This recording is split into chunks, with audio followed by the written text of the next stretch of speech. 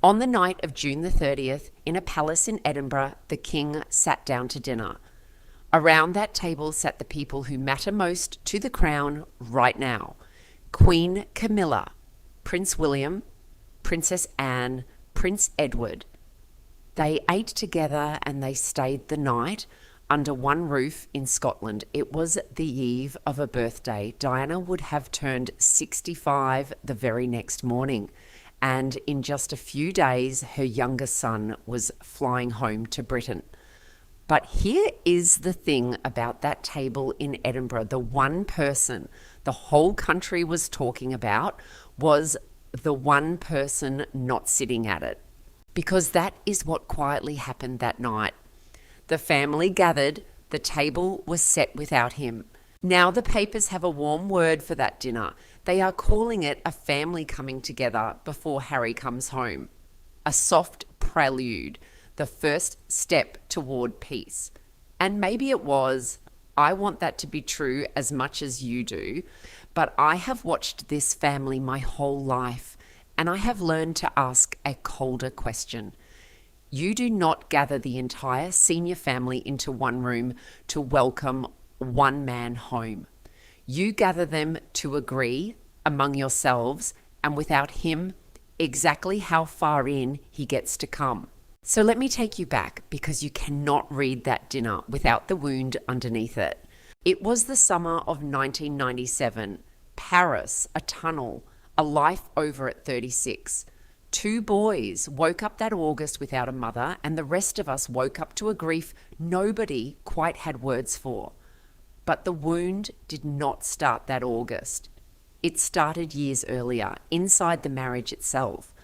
There was a recorded phone call that surfaced in the early 90s, and it told the country what Diana already knew. There was the television confession in 1994, when Charles looked into a camera and admitted the affair to the whole world. And there was the interview the year after, where she said what everyone had felt for a decade, that the marriage had been crowded from the very first day.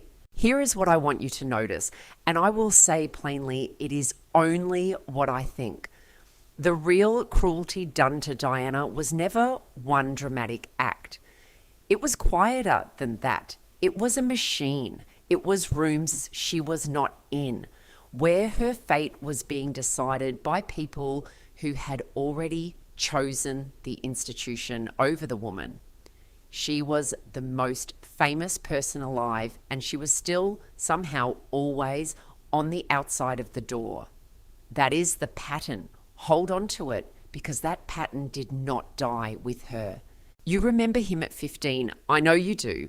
He walked behind his mother's coffin down a long stone street, and the whole world watched, and he was not allowed to fall apart. Most children grieve behind a closed door. William grieved on live television in front of 1 billion people. He was a boy, and he learned that week the exact lesson this family teaches best. You do not break. You keep walking. You carry it inside where the cameras cannot reach. That boy is 43 now, and he was sitting at the head of that table in Edinburgh beside his father, at the centre of everything. So let me tell you who William has become, because it is the quiet heart of this whole story. He is not loud. He never has been. He does not fight the way his brother fights, out in the open, in interviews and books. William does the opposite. He waits, he builds. In 2022, when the Queen died, the Duchy of Cornwall passed to him by blood, and with it a fortune and a machine of his own. He did not make a speech about it. He simply took the wheel. And this very summer, on his mother's birthday week, he stood up and marked 3 years of the one cause he has made his life's work: ending homelessness, Diana's cause. He did not frame it as charity. He framed it as a system that fails people, and a system that can therefore be fixed. That is Diana's heart, run through a cooler, more patient mind. And that is the thing about the boy who walked behind the coffin. He did not turn the wound into a grievance. He turned it into a plan. Now look at the rest of that room, because every chair tells you something. Princess Anne was there for the dinner. She stayed the night. And then the next morning, when the family walked into the ancient thistle service in Edinburgh, Anne was not among them. She had been at the table, and by morning she was gone to her own work, the way she always is. Anne is the one with the longest memory in that family, and she, of all of them, understood exactly how Camilla arrived in this story because she had watched it from up close. In the early 70s, before Camilla ever married Andrew Parker Bowles, Anne had been close to him herself. She has lived a version of this whole tangle. So when Anne sits at a table like that, she is not a bystander. She is a witness with 50 years of receipts.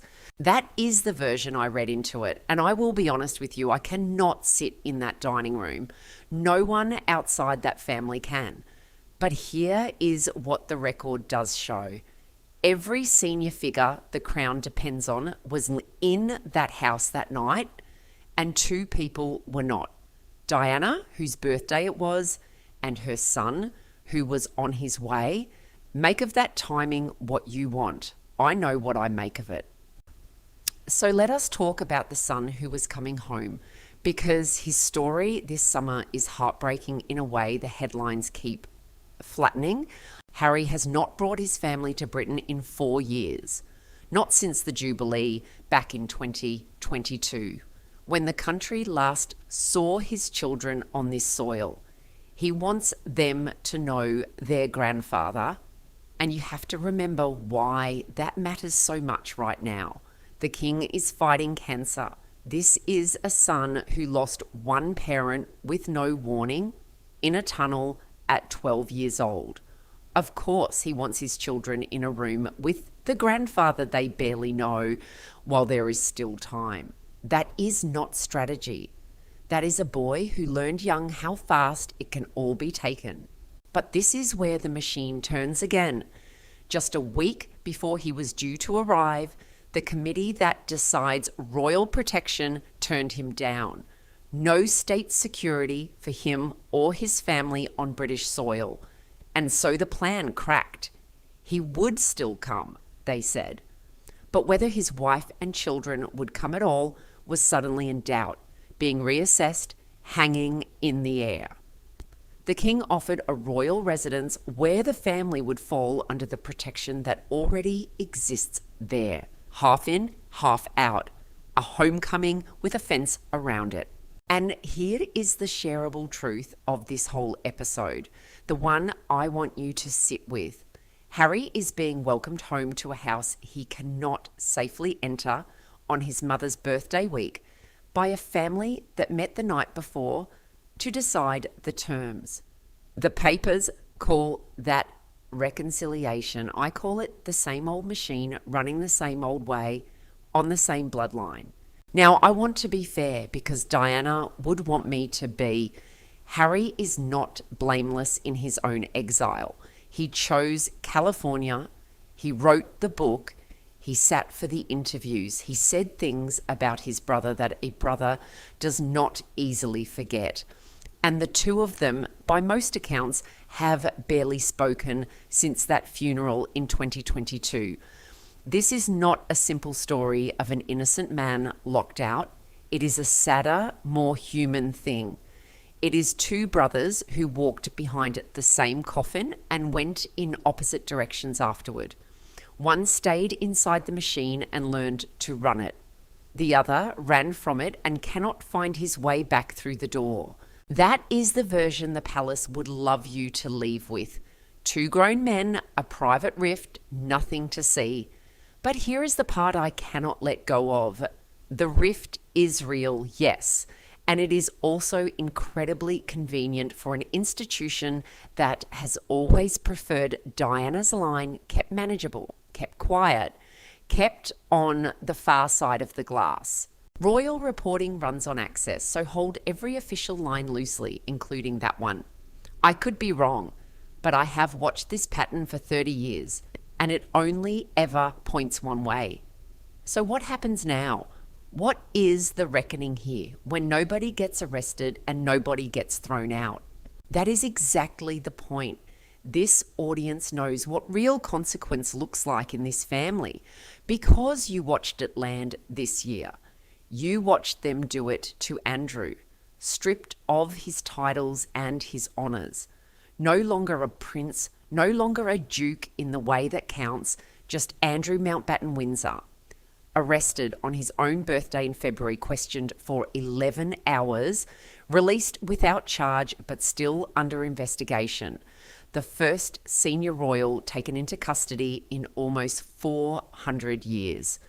Turned out of his grand house at Windsor and moved to a farmhouse on the Sandringham estate. And now even his name is being scraped off a London theatre, quietly, like it was never there. So do not tell me this family cannot cast someone all the way out. You have seen them do it. When they decide a person is finished, the person is finished, and the erasing is thorough and cold. And that is what makes Harry's situation the sadder one, honestly, because he has not been cast out like Andrew. It is worse than that in a way.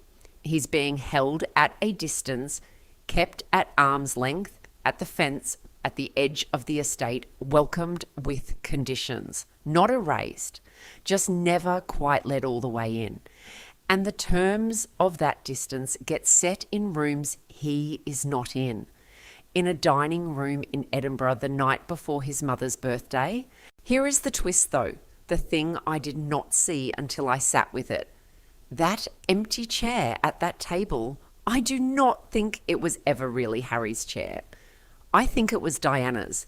It has been empty at every family table for 29 years.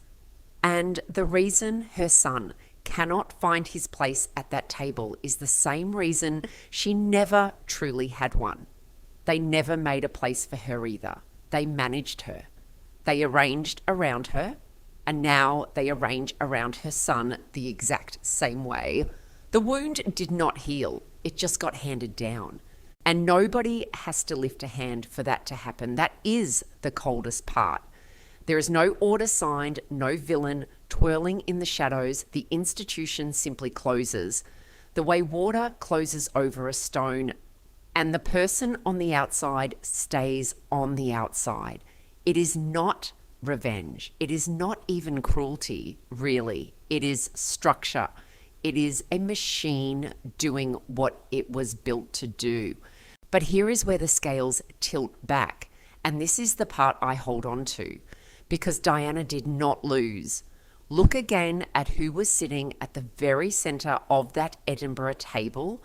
Not Camilla, William, the boy who walked behind her coffin, the man who now holds the duchy, who carries her cause, who will one day hold the whole thing. Diana's blood is not on the outside of that door. Diana's blood is the future king.